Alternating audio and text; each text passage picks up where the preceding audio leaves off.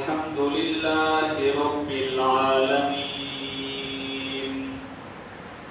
والعاقبة للمتقين والصلاة والسلام على سيد الأنبياء والمرسلين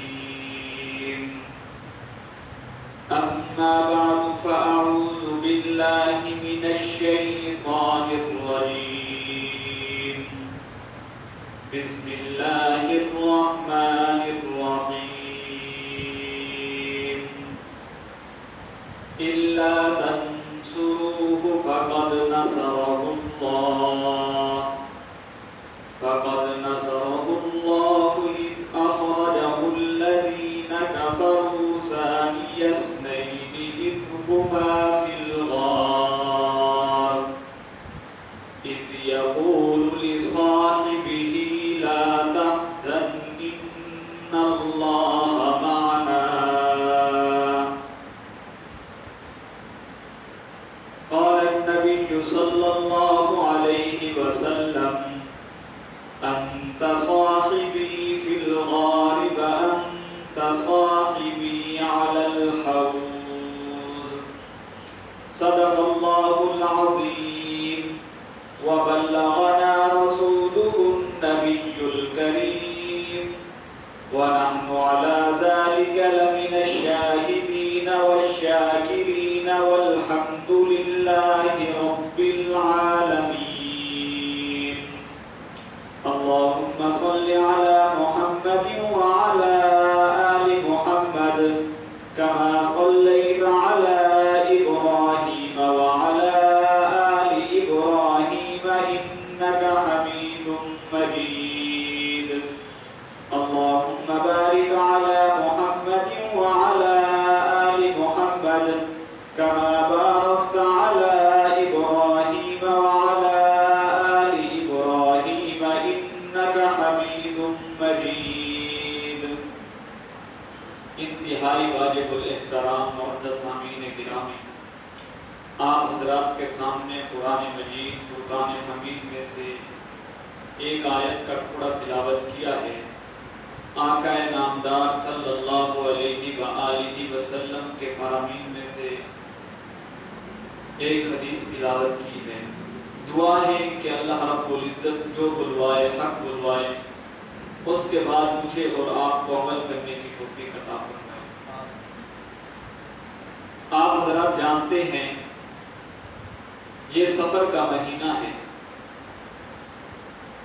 اس مہینے کے آخری عشرہ میں آقا نامدار صلی اللہ علیہ وآلہ وسلم نے مکہ سے مدینہ کی طرف ہجرت کی۔ آج ہم کوشش کریں گے کہ ہجرت کا واقعہ بیان کریں۔ اللہ رب العزت کے پیارے پیغمبر محمد الرسول اللہ صلی اللہ علیہ وآلہ وسلم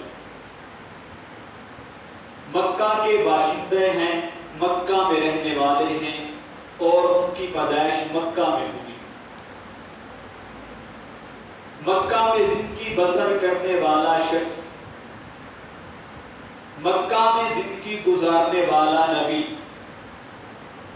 اپنی زندگی کے دنوں کو طے کرتے ہوئے اپنی عمر گزار رہے ہیں۔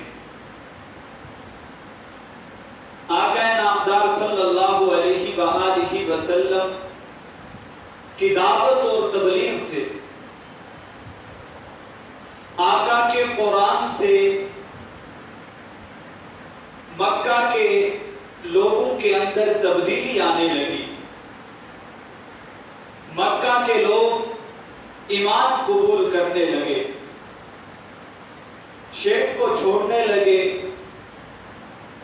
بتوں کی پوجا کو چھوڑنے لگے، ایک آقا نامدار صلی اللہ علیہ وآلہ وسلم کی بات کو مان کر اللہ رب العزت کی عبادت کرنے لگے۔ یہ بات مکہ کے وڈیروں کو، مکہ کے سرداروں کو پسند نہ آئی۔ انہوں نے آقا کو ہر طرح کی کوشش سے روکا۔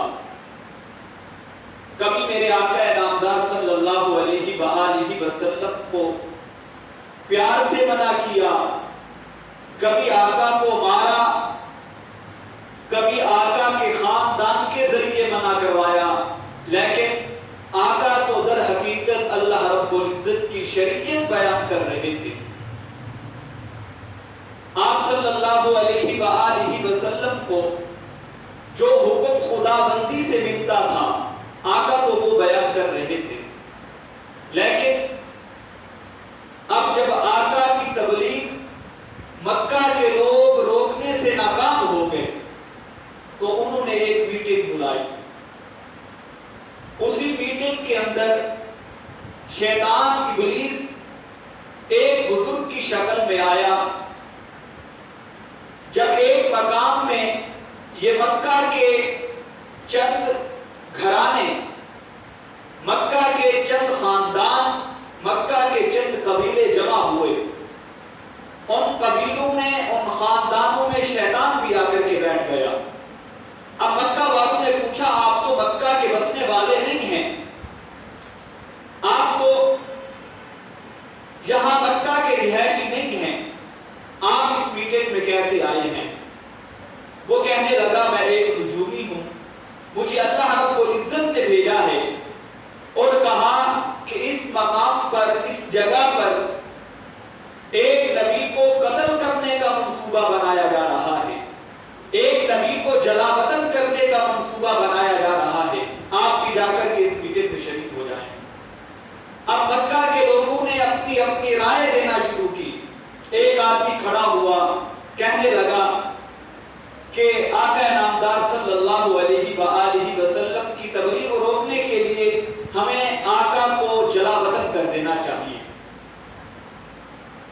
مکہ سے بھگا دینا چاہیے، نہ مکہ میں رہیں گے نہ تبلیغ کریں گے۔ اب ابو جہل بہت شاطر انسان تھا، اس نے کہا اگر ہم رسول اللہ کو مکہ سے نکال دیتے ہیں، جب وہ مکہ سے چلے جائیں گے، جس شہر میں جائیں گے، جس علاقہ میں جائیں گے، وہاں جا کر کے اپنی تبلیغ کریں گے، اور آقا کی زبان میں اتنا تاثیر ہے کہ جس انسان کو آقا نامدار صلی اللہ علیہ وآلہ وسلم دعوت دیتے ہیں اسلام کی، وہ شخص کلمہ پڑھنے پر مجبور ہو جاتا ہے۔ ابو جہل نے کہا ایسا نہیں ہوگا۔ اب ایک اور شخص نے مشورہ دیا کہ ہمیں رسول اللہ کو قید میں بند کر دینا چاہیے، جیل میں ڈال دینا چاہیے۔ ابو جہل نے کہا اس سے پہلے ہم نے آقا کو شیب ابی طالب کی جیل میں 3 سال بند رکھا، شیب ابی طالب کی جیل میں رہے، لیکن تب بھی ان کی تبلیغ نہیں رکی۔ جو آدمی کھانا دینے جاتا تھا، جو خیریت پوچھنے جاتا تھا، واپس آتا تو آقا پر اپنی جان کو وارتے ہوئے آتا تھا، کلمہ حق کے نعرے لگاتے ہوئے آتا تھا۔ ایسا بھی نہیں کرنا۔ اب شیطان نے ایک مشورہ دیا، کہنے لگا ابو جہل نے مشورہ دیا کہ ہمیں آقا کو قتل کر دینا چاہیے۔ اب کیسے قتل کرنا چاہیے؟ اگر ہم رسول اللہ کو قتل کرتے ہیں، رسول اللہ کا خاندان سردار خاندان ہے، اس نے مکہ پر حکومت کی ہے، وہ تو ہم سے بدلہ ضرور لے گا۔ اب مشورے میں یہ طے ہوا کہ ہر قبیلے کا ایک شخص، ہر قبیلے کا ایک آدمی، ہر بستی کا ایک آدمی اس قتل میں شامل ہو۔ جب وہ قتل میں شامل ہوگا، آقا کو قتل کر دیا جائے گا، تو آقا کے خاندان کے لوگ ہر قبیلے کے آدمی کو چن چن کے نہیں مار سکتے، پھر ہم دیت ادا کر دیں گے۔ گویا کہ یہ مشورہ طے پا گیا۔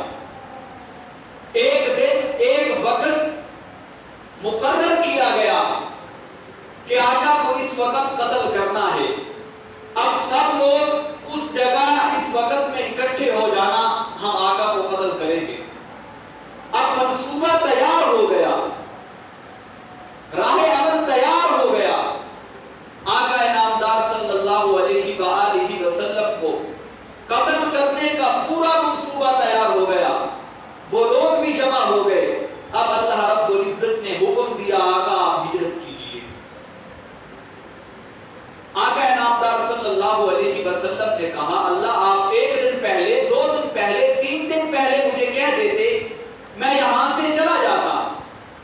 آج تو چاروں طرف مکہ کے لوگ پہرا دے کے کھڑے ہیں، چاروں طرف مکہ کے لوگ تلواریں لے کر کے کھڑے ہوئے ہیں مجھے قتل کرنے کے لیے۔ اللہ رب العزت نے کہا وَمَا رَمَيْتَ إِذْ رَمَيْتَ وَلَكِنَّ اللَّهَ رَمَى۔ آج ان تلواروں کے اندر سے آپ کو نہ بچاؤں تو مجھے رب بھی نہ کہنا۔ آج ہم نے کرنا کیا ہے؟ آقا نامدار صلی اللہ علیہ وآلہ وسلم نے چلنے سے پہلے کہا اے اللہ مکہ کے لوگوں کی امانتیں میرے پاس ہیں، اس امانتوں کو میں کس کے حوالے کروں؟ اللہ رب العزت نے حکم دیا کہ مکہ کی امانتیں آج علی کے حوالے کر دو، علی کو اپنے بستر پہ سلاؤ اور علی کو کہو یہ فلاں کافر کی امانت ہے، یہ فلاں مشرک کی امانت ہے، یہ فلاں مکہ کے رہائشی کی امانت ہے، آپ اسے امانت دے دیجئے، میں ہجرت کر کے جا رہا۔ حضرت علی رضی اللہ تعالی عنہ کہنے لگے پہلے تو میں گھبرا گیا کہ آقا اپنا بستر چھوڑ کر کے جا رہے ہیں، بہن تلواریں لے کر کفار مکہ کھڑے ہوئے ہیں، کہیں ایسا نہ ہو کہ یہ مجھے قتل کر دے۔ لیکن ساتھ آقا نے فرمایا علی میں فلاں مقام پر جا کر کے رک جاؤں گا، جب تک تو مجھے وہاں آ کر کے نہیں ملے گا میں مدینہ داخل نہیں ہوں گا۔ اب حضرت علی کہتے ہیں مجھے یقین ہو گیا، مجھے اطمینان ہو گیا، اب جو مرضی ہو جائے اگر وہ لوگ اس گھر میں بھی گھس آئیں آ کر کے میرے اوپر وار بھی کریں مجھے قتل نہیں کر سکتے، کیونکہ آقا کی زبان سے جو الفاظ نکلتی ہیں اللہ رب العزت ان کو پورے کرتے ہیں۔ اب حضرت علی کے حوالے مکہ کی امانتیں ہیں۔ حضرت علی بستر پر سو گئے، بستر پر سو گئے، مکہ کے لوگ بہر انتظار کر رہے ہیں کہ ابھی آقا بہر آتے ہیں، آئیں گے اور ہم آقا کی گردن تن سے جدا کر دیں گے، آقا کو نعوذ باللہ قتل کر دیں گے۔ اب کافی دیر گزرنے کے بعد لوگوں نے کہا یہ کیا ماجرا ہے کہ آقا بہر بھی نہیں آ رہے۔ انہوں نے گھر کے اندر گھس کر قتل کرنے کا ارادہ کیا۔ جب کچھ لوگ گھر کے اندر گھسے دیکھا کہ آقا کے بستر پر ایک چھوٹے قد کا آدمی سویا ہوا ہے، ایک بچہ سا معلوم ہوتا ہے۔ وہ کہنے لگے دیکھیں تو صحیح یہ چھوٹے قد کا آدمی کون سویا ہوا ہے، یہ بچہ کون سویا ہوا ہے۔ گویا کہ ایک کافر آگے بڑھا، آ کر کے چادر اتاری، دیکھا تو وہ حضرت علی سوئے ہوئے ہیں۔ حضرت علی کو جگایا، کہنے لگے عجیب سوال کیے۔ حضرت علی نے ان سوالوں کا ایسا جواب دیا کہ آج دنیا حضرت علی کو صادق اور امین کہنے پر مجبور ہے۔ آقا کا پتہ بھی نہیں بتایا اور جھوٹ بھی نہیں بولا۔ کہنے لگے آقا کہاں گئے ہیں؟ کفار مکہ نے سوال کیا آقا کہاں گئے ہیں؟ حضرت علی نے کہا چلے گئے ہیں۔ پھر انہوں نے پینترا بدلا، کہنے لگے کہاں چلے گئے ہیں؟ حضرت علی نے کہا جہاں جانا تھا۔ اب وہ پھر پینترا بدل کے کہتی ہیں کہاں جانا تھا؟ حضرت علی نے کہا جہاں چلے گئے ہیں۔ اب حضرت علی نے اپنا ایمان بھی بچایا، رسول اللہ صلی اللہ علیہ وآلہ وسلم کا پتہ بھی نہیں بتایا۔ اب کفار مایوس ہوئے، مایوس ہو کر کے باہر نکل گئے۔ اب جب رسول اللہ کے گھر سے باہر گئے، آگے ابو جہل بھی آیا ہوا تھا۔ ابو جہل نے کہا کیا بنا؟ آقا کی گردن اتار دی۔ آج ابو جہل کہہ رہا تھا آقا کی ہم گردن اتار دیں گے۔ وہ لوگ کہنے لگے جب ہم گھر میں داخل ہوئے آقا کے بستر پر رسول اللہ کو نہیں پایا بلکہ علی کو پایا ہے۔ ابو جہل پریشان ہو گیا۔ اب مشورہ ہونے لگا آقا کو کہاں ڈھونڈیں؟ ابو جہل نے کہا ڈھونڈنے کی ضرورت نہیں، آؤ میرے ساتھ چلو۔ معلوم ہوتا ہے وقت کے کافر کو معلوم ہے اب اس گھر سے رسول اللہ نکل کر کس گھر میں تشریف لے گئے ہوں گے۔ اب ابو جہل نے اپنی پارٹی کو، اپنی قوم کو، قبیلہ کے لوگوں کو لے کر حضرت صدیق اکبر کے دروازے پہ چلے جاتے ہیں۔ جب رسول اللہ کو ڈھونڈنے کے لیے صدیق کے دروازے پہ ابو جہل اپنا لشکر لے کر کے گیا، اپنی پارٹی لے کر کے گیا۔ اب حضرت صدیق اکبر کے دروازے پر جا کر کے پہنچا. جب صدیق کے دروازے پہ پہنچا، جا کر کے دروازے کو دستک دی. اب صدیق کی معصوم سی بیٹی حضرت اسماء بہر آئی. اب صدیق کے گھرانے کی سچائی کا علامت دیکھیے. صدیق کے گھرانے کو صادق اور امین پانے کے لیے آپ کس کس موڑ پر صدیق اکبر کے خاندان کا احسانات دین پر دیکھیں گے. جب ابو جہل نے دروازہ کھٹکھٹایا نا، حضرت اسماء معصوم سی بچی ہے بہر آئی. ابو جہل نے کہا آپ کے ابا کہاں گئے ہیں؟ رسول اللہ کہاں گئے ہیں؟ اب چھوٹی سی معصوم بچی ہے لیکن صدیق کے گھرانے کی ہے. اس نے اس گھرانے میں رہ کر سچائی کے علاوہ اور کچھ نہیں پایا. اس گھرانے میں رہ کر دین کے علاوہ اور کچھ نہیں پایا. اب سامنے کھڑا ہوا ایک بہت بڑا قد والا شخص، بہت بڑی طاقت والا شخص، کافر ہے، رسول اللہ کا ازلی دشمن ہے، رسول اللہ کی جان کا دشمن ہے. اسماء بھی جانتی ہے یہ رسول اللہ کو قتل کرنے کے ارادے سے نکلا ہے، اور اسماء جانتی تھی اگر میں سچ بولوں گی میری کیا حالت ہوگی، میرا کیا انجام ہوگا. لیکن اسماء نے اس جگہ پر کھڑے ہو کر ابو جہل کے سوالوں کا اس انداز سے جواب دیا. اب اس اسماء چھوٹی سی بچی کے سوال جواب سن کر دنیا یہ نہیں کہہ سکتی کہ صدیق کا گھرانہ رسول اللہ سے وفا نہیں کر رہا. اب چھوٹی سی بچی ہے، معصوم سی بچی ہے. ابو جہل نے پوچھا آپ کے ابا کہاں ہیں؟ رسول اللہ کہاں چلے گئے ہیں؟ اب معصوم سی بچی ہے، کہہ سکتی تھی مجھے پتا نہیں ہے، مجھے معلوم نہیں ہے، مجھے بتا کے نہیں گئے، میں نہیں جانتی کہاں گئے ہیں. اب معصوم سی بچی کے دروازے پر ابو جہل کھڑا ہوا ہے، وہ پوچھ رہا ہے رسول اللہ کہاں ہیں؟ آپ کے ابا ابو بکر کہاں ہیں؟ اسماء نے بڑی جرأت سے جواب دیا، کہنے لگی میں جانتی ہوں رسول اللہ کہاں گئی ہیں لیکن تجھے بتانے کے لیے تیار نہیں ہوں. میں یہ بھی جانتی ہوں رسول اللہ کس مقام پر ٹھہرے ہوئے ہیں لیکن آج میں تجھے بتانے کے لیے آج میں تجھے بتا نہیں سکتی. اب صدیق کی بیٹی تھی، دو سوال اس کے ذہن میں آئے. کہنے لگی اگر جھوٹ بولتی ہوں تو دنیا کہے گی سچے گھرانے کی عورت تھی، سچے گھرانے کی لڑکی تھی. ابو جہل کی طاقت کی وجہ سے، ابو جہل کے ڈر کی وجہ سے اس نے جھوٹ بولا. اگر آج جھوٹ بولتی ہوں قیامت تک میرے گھرانے پر یہ جھوٹ کا الزام رہے گا. لیکن معصوم سی بچی نے جھوٹ نہیں بولا. ابو جہل کی آنکھوں میں آنکھیں ڈال کر کے کہا مجھے معلوم ہے رسول اللہ کس مقام پر ٹھہرے ہوئے ہیں، میں جانتی ہوں رسول اللہ کہاں گئے ہوئے ہیں لیکن آپ تجھے بتا نہیں سکتی، میرے ایمان کا مسئلہ ہے. اب دوسرا سوال اس کے ذہن میں آیا، اگر حقیقت بتاتی ہوں تو رسول اللہ کی جان کو خطرہ ہے. جب اسماء نے کہا میں جانتی ہوں رسول اللہ کس مقام پر ٹھہرے ہوئے ہیں، میں جانتی ہوں رسول اللہ کہاں موجود ہیں لیکن تجھے بتاؤں گی نہیں، اس ابو جہل کمینے نے تھپڑ مارا حضرت اسماء کے چہرے پر. حدیث میں آتا ہے، کتابوں میں لکھا ہوا ہے، آپ اسلام کی تاریخ اٹھائیے، حضرت اسماء زمین پر جا کر کے گرتی ہیں. جب زمین پر گری ہیں تو وہاں زمین پر پتھر پڑا تھا، حضرت اسماء کے چہرے پہ لگا، پورا چہرہ کالا سیاہ ہو گیا. اب خون میں لت پت ہے. اتنا تیز تھپڑ تھا کہ محلہ کے لوگ بہر آ کر کے دیکھنے لگے کہیں یہ دھماکہ تو نہیں ہو گیا، کسی کی چھت تو نہیں گر پڑی. جب مکہ کے لوگ بہر آئے، دیکھا کہ چھوٹی معصوم سی بچی اسماء زمین پر گری ہوئی ہے اور ابو جہل اپنے طاقت کے نشے پر صدیق اکبر کے گھرانے پر ظلم کر رہا ہے.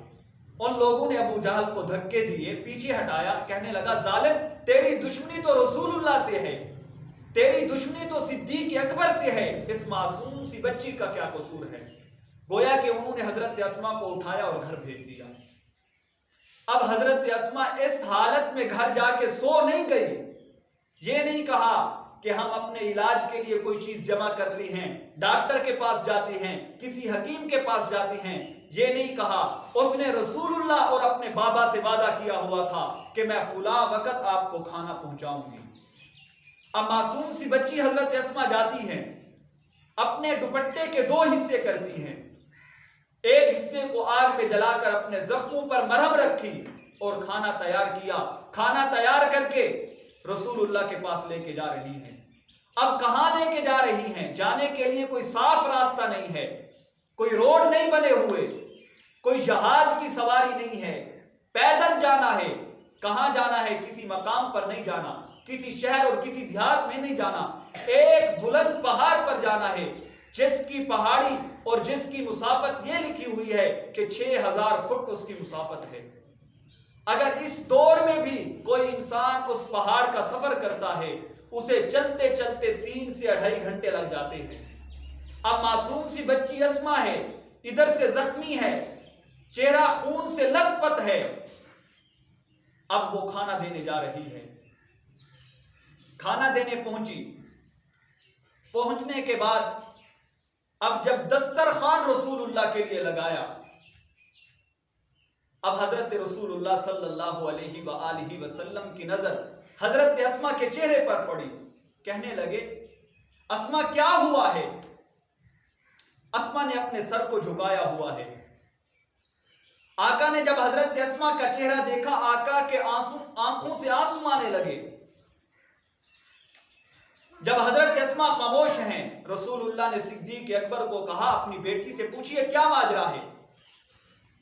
صدیق اکبر نے کہا بیٹی آج بولنے کا موقع ہے، آج بتا دیجئے رسول اللہ کو کیا ہوا ہے۔ حضرت اسما نے اپنے چہرے سے دوپٹے کو اتارا، کہنے لگی اے آقا آپ تو چلے آئے تھے، میں آپ کا کھانا تیار کر رہی تھی، ابو جہل آیا تھا، آپ کا پتہ پوچھنے آیا تھا، آپ کا مقام پوچھنے آیا تھا، لیکن میں نے ابو جہل کو نہیں بتایا، اس ظالم نے میرے چہرے پہ تھپڑ مارا، میں زمین پہ گرتی ہوں، پتھر میرے چہرے پہ لگتا ہے، میری بالی ٹوٹتی ہے، میں وہاں جا کے گرتی ہوں، یہ اس کی وجہ سے سارا چہرہ میرا سیاہ ہوا ہے۔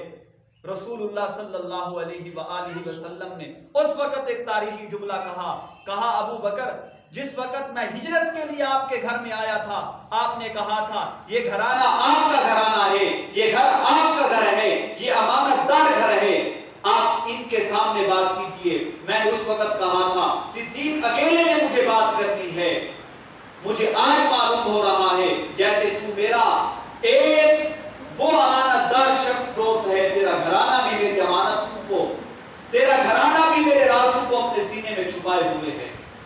اب جب حضرت اسما کا چہرہ رسول اللہ نے دیکھا، رسول اللہ نے حضرت اسما کے چہرے کو دیکھنے کے بعد یہ کہا اے اسما اپنے چہرے کو سامنے لائی۔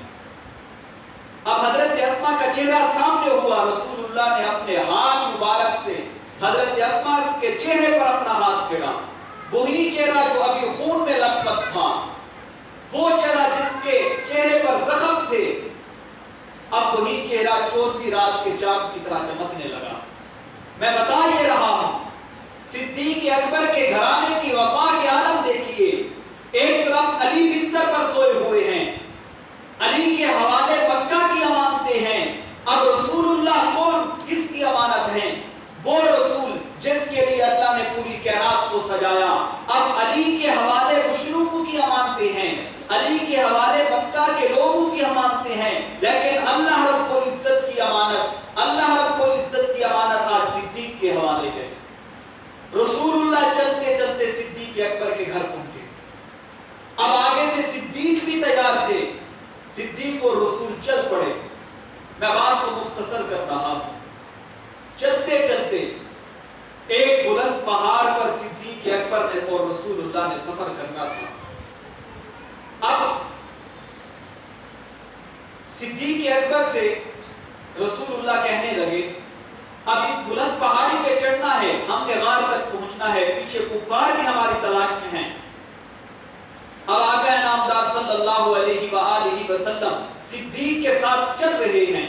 اب چند قدم چلنے کے بعد صدیق نے دیکھا آقا کے قدم مبارک سے خون جاری ہو گیا ہے۔ صدیق نے کہا آقا ٹھہریے۔ آقا نے کہا صدیق چلتے بھی رہیے اور بات بھی کرتے رہیے، اب ٹھہرنے کا مقام نہیں ہے، پیچھے کفار کی فوج ہمیں ڈھونڈنے کے لیے پیچھے لگی ہوئی ہے۔ صدیق نے کہا اگر آقا آپ ایک قدم اور آگے چلیں گے تو میری جان نکل جائے گی۔ آقا نامدار صلی اللہ علیہ وسلم اسی مقام پر ٹھہر گئے، کہنے لگے صدیق ایسی کون سی بات ہے، ایسی کون سی آفت آ گھری ہے جس کی وجہ سے آپ کی جان کو خطرہ ہے؟ صدیق نے کہا آقا آپ اپنے قدموں میں دیکھیے، آپ کے قدم مبارک سے خون نکل رہا ہے، یہی چیز میری جان نکال رہے ہیں۔ آقا کہنے لگے صدیق اب کیا ہوگا، ہم سواری ساتھ تو نہیں لائے تھے۔ صدیق اکبر نے کہا آقا گھبرانے کی ضرورت نہیں ہے، آج صدیق کے کندھے رسول کی سواری بنے۔ گویا کہ حضرت صدیق اکبر نے رسول اللہ کو کندھے پر اٹھایا اور غار کے دہانے لے گئے۔ اب جب غار کے دہانے جاتے ہیں، اب غار کے اوپر جب پہنچے، صدیق اکبر نے یہ نہیں کہا آقا میں آپ کا وزن اٹھا کے آیا ہوں، نبوت کا کتنا وزن ہے آپ اس سے اندازہ لگائیے۔ حضرت علی رضی اللہ تعالیٰ عنہ فرماتے ہیں ایک وقت ایسا تھا رسول اللہ میری ران پر اپنا سر مبارک رکھ کر آرام کر رہے تھے، اتنے میں وحی نازل ہوئی، جبریل قرآن کی آیات لے کر کے آیا۔ جب رسول اللہ پر وحی نازل ہوئی مجھے ایسے معلوم ہوتا تھا کہ ایسا نہ ہو کہیں میری ران ٹوٹ جائے، کہیں یہ میرا گوشت، یہ ران والا گوشت پھٹ جائے۔ اب نبوت کا اتنا وزن ہے کہ حضرت علی برداشت نہیں کر رہے۔ ایک مرتبہ حضرت عباس نے رسول اللہ کو کہا آپ میرے کندھے پر سوار ہوئیے اور فلاں جگہ یہ چیز لگا دی ہوں۔ اب نبوت کا وزن ہے، علماء نے لکھا ہے نبوت کا وزن جنت کے 40 مردوں کے برابر ہوتا ہے، اور جنت کے ایک مرد کا وزن دنیا کے رہتے ہوئے 1600 مردوں کے برابر ہے۔ اللہ رب العزت نے نبی کو اتنا طاقت دی ہے، اتنا طاقت دی تھی تو حضرت موسیٰ علیہ السلام نے ایک کافر کو ایسے آرام سے تھپڑ سے مارا، اس کی موت واقع ہو گئی۔ اب نبوت کے اندر اتنا طاقت ہے، اب صدیق کو اللہ نے کتنا طاقت دی ہوگی، نبوت کا وزن اٹھا کر کے پہاڑ پر جا رہا ہے۔ اب جب پہاڑ کے دہانے پہنچا صدیق اکبر نے کہا آقا آپ تھک گئے ہوں گے، آپ آرام کیجئے، میں جاتا ہوں غار کی صفائی کرتا ہوں۔ آپ اپنے عقل سے سوچ کر کے بتائیے نبوت کا وزن کس نے اٹھایا؟ اگر کوئی آدمی وزن اٹھا کر کے جاتا ہے، جب اپنے گھر پہنچتا ہے تو گھر والے یقیناً یہی کہتے ہوں گے اب یہ وزن ہمارے حوالے کر دیجئے، ہم اس کو کنارے لگاتے ہیں، ہم اس کی حفاظت کرتے ہیں، آپ اس چار پرپائی پر بیٹھیے، ہم آپ کو پانی پلاتے ہیں، ہم آپ کی خدمت کرتے ہیں۔ کہنا تو رسول اللہ کو یہ تھا کہ صدیق آپ نے نبوت کا وزن اٹھایا ہے، جس وزن اٹھانے کے لیے اللہ رب العزت نے دنیا کے کسی وقت کو ایسی طاقت نہیں دی کہ آج نبوت کا وزن اٹھائے۔ صدیق اللہ نے تجھے طاقت دی ہے، حق تو یہ بنتا ہے تو بیٹھ جا میں پانی لاتا ہوں۔ لیکن صدیق کی وفا کی علامت یہ ہے کہ ایک طرف صدیق کا گھرانہ رسول اللہ کے ساتھ وفا کر رہا ہے، ایک طرف صدیق کی بیٹی کے چہرے پہ تھپڑ لگا لیکن اس نے رسول اللہ کا پتہ نہیں بتایا، ایک طرف صدیق اکبر کا غلام سارا دن بکریاں چراتا ہے اور دودھ لے کر کے رسول اللہ کے پاس پہنچتا ہے، مکہ کے لوگوں کی خبر لے کر رسول اللہ کے پاس پہنچتا ہے۔ صدیق کا گھرانہ بھی رسول اللہ کی خدمت میں، صدیق کا غلام بھی رسول اللہ کی خدمت میں، صدیق کی بیٹیاں بھی رسول اللہ کی خدمت میں۔ خود صدیق اکبر خدا تعالیٰ کی امانت کو لے کر مکہ کے کافروں سے بچاتے ہوئے مدینہ منورہ پہنچانا چاہتے ہیں۔ معلوم ہوتا ہے کہ صدیق کا سارا گھرانہ رسول اللہ پر ایسے فدا تھا، آقا نے کہا اس نے کھانا پہنچانا ہے، صدیق نے کہا آقا یہ کھانا پہنچائے گا، اس نے مکہ کی خبریں پہنچانی ہیں، صدیق نے کہا آقا یہ میرا غلام نہیں یہ آپ کا غلام ہے، یہ خبریں پہنچائے گا۔ آج صدیق بھی آپ کا غلام بن کے چل رہا ہے، یہ وہی صدیق ہے جب آپ کے سارے گھرانے نے آپ کو ٹھوکر مار کے گھر سے باہر نکال دیا، آپ کے خاندان والوں نے مکہ سے نکالا، ہجرت پر مجبور کر دیا، قتل کے منصوبے کیے، جلا وطن کے منصوبے کیے، جیل میں ڈالنے کے منصوبے کیے، سب مکہ والوں نے میرے رسول اللہ کو مایوس کیا، خاندان کے لوگوں نے مایوس کیا، ابو جہل نے مایوس کیا، رسول اللہ کے سگے چاچا ابو لہب نے مایوس کیا۔ جب رسول اللہ سب سے مایوس ہوئے تو اللہ رب العزت نے کہا آج ان کی امانتیں علی کے حوالے کرو، اور مجھ خدا کی امانت میں صدیق کے حوالے کر کے دنیا کو یہ بتانا چاہتا ہوں جیسے رسول اللہ اللہ پر پہلے صدیق ایمان لا کر اپنی تن اپنی سب کچھ صدیق اکبر رسول اللہ پہ قربان کر کے یہ دنیا کو سبق دے رہا ہے میں رسول اللہ کا وفادار ہوں، آج میں رسول کو اپنے گھر سے چلا کر صدیق کے دروازے پہ پہنچاؤں گا۔ کون نبی ہے؟ یہ وہ نبی ہے کہ دنیا کا ہر آدمی ہر شخص چل کر رسول اللہ کے دروازے پہ جاتا ہے۔ دنیا کا کوئی صحابی ہو، کوئی تابعی ہو، کوئی ولی ہو، کوئی قطب ہو، کوئی ابدال ہو، آج رسول اللہ کے دروازے پہ جاتا ہے، لیکن کیا ماجرا ہے؟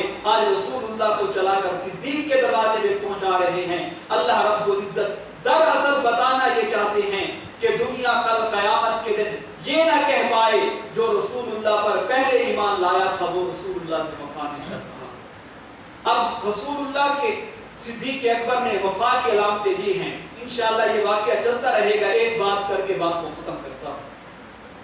آج کل ہم دیکھ رہے ہیں وہی صدیق اکبر جو رسول اللہ سے اتنی وفائیں کر رہا ہے، آج اس پر طعن و تشریح کی جا رہی ہے، نعوذ باللہ اسے کافر کہا جا رہا ہے۔ کون صدیق ہے؟ رسول اللہ نے کہا صدیق ایک ایسا زمانہ آئے گا کہ لوگ تجھے گالیاں دیں گے، لوگ تیرے اوپر طنز و تشریح کریں گے، لیکن اس دور میں تیری عزت اور تیری ناموس کا جو تحفظ کرے گا آپ اس کے لیے کیا چھوڑ کے جا رہے ہیں؟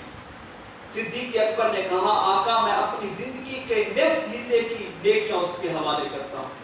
صدیق کی نیکیاں کتنا ہیں جن کے بارے میں حضرت عمر رضی اللہ تعالیٰ عنہ کہتے ہیں کون عمر جس کو اسلام کی عزت اور عظمت کے لیے مانا گیا، وہ کہہ رہا ہے صدیق ایک رات اور ایک دن کی نیکیاں دے دے، عمر کی ساری زندگی کی نیکیاں لے گا۔